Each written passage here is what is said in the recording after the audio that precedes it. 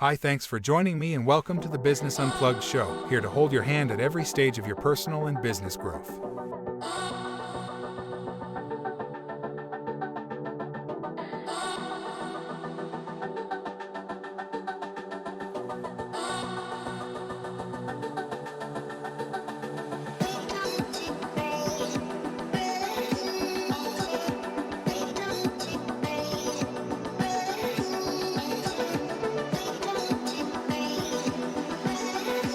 Thank you so much for connecting with me this afternoon, Kim. You're welcome. Yes, I would like you just to shed a little bit more light about what you do, because basically I saw that you do quite a variety of stuff in your professional life, to say.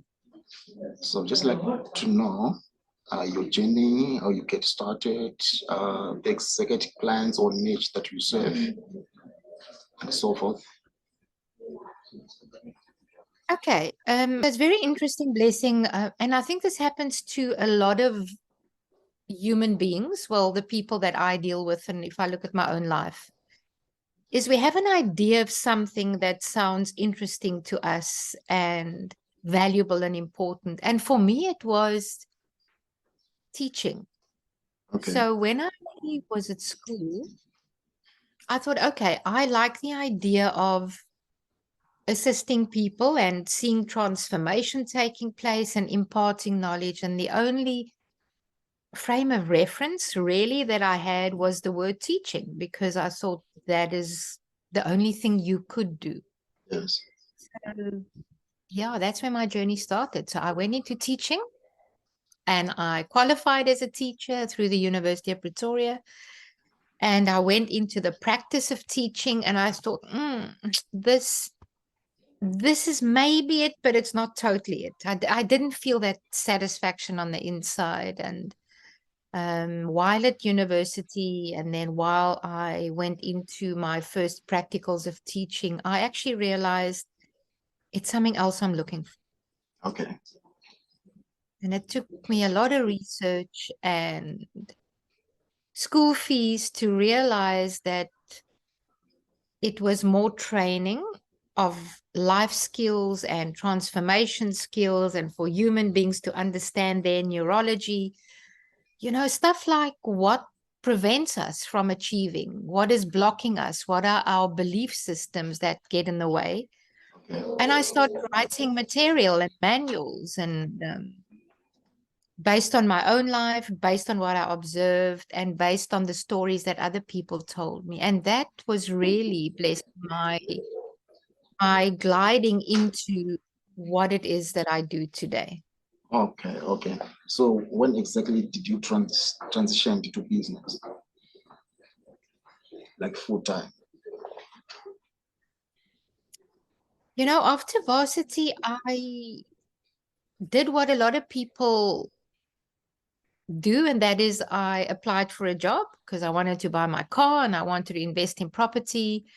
And I worked for a corporate for a few years. And I would say, let me get my timelines correct, probably about 7 years after finishing my studies at university, I started my own business. So I was reasonably young moving Okay. into the world of entrepreneurship.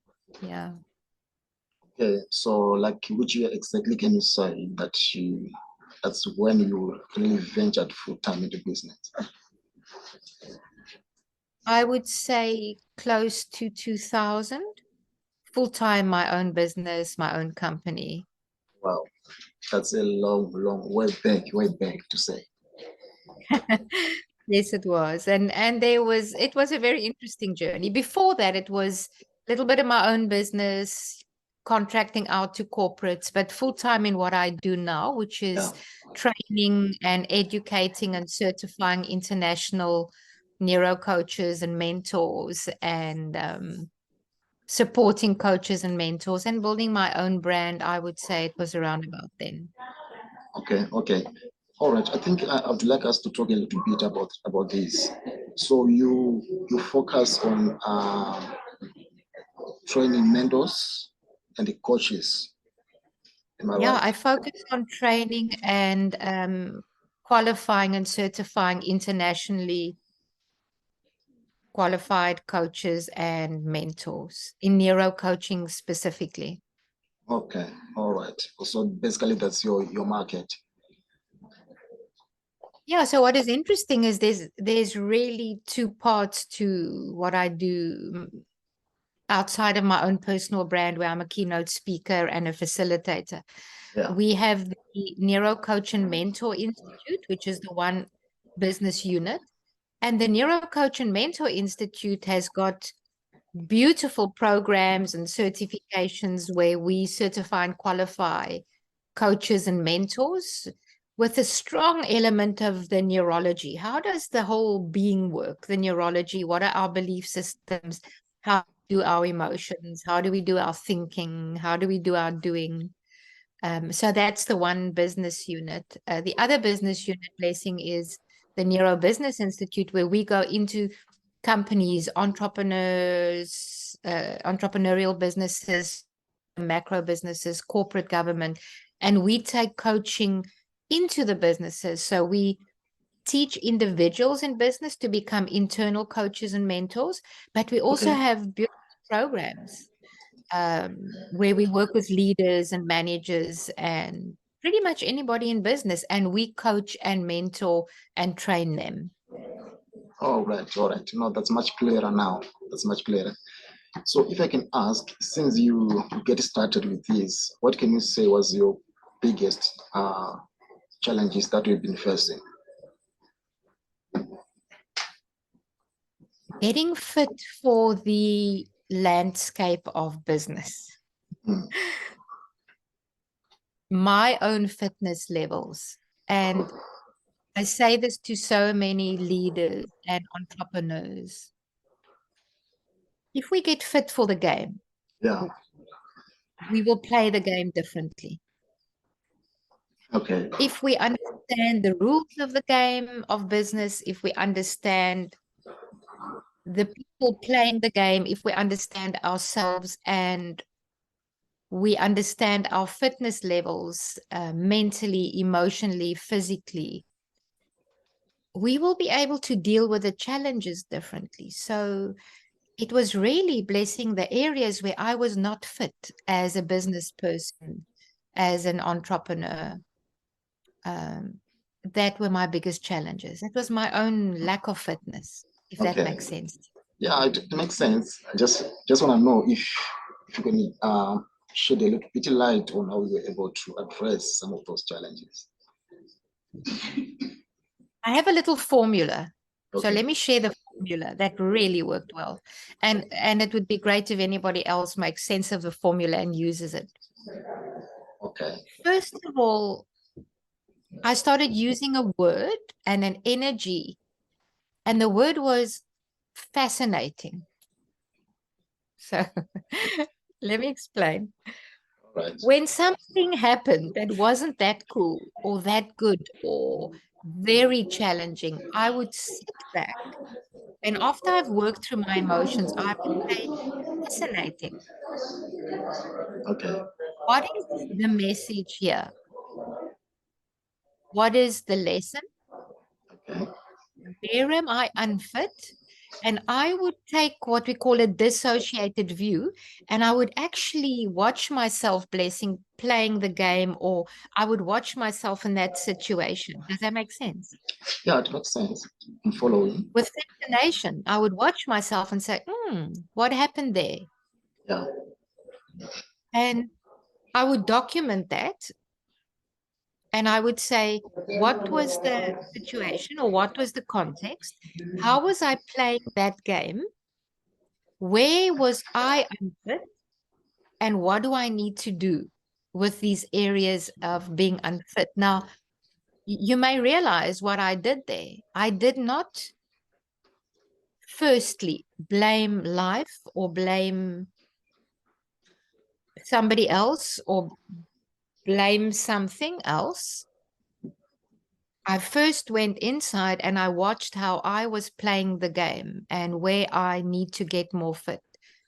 So my formula started off with that. And then come on, we're human, right?